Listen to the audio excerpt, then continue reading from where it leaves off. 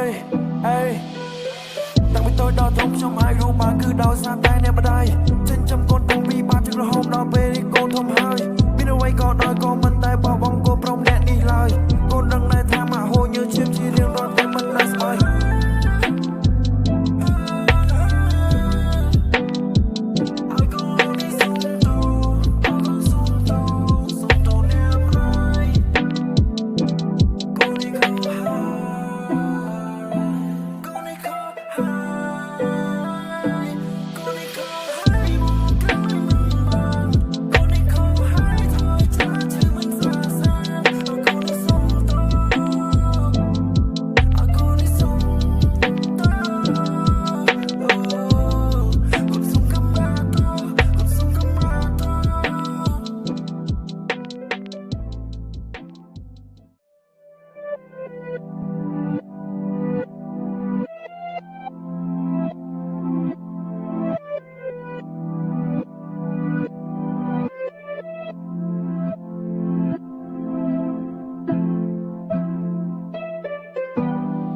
ê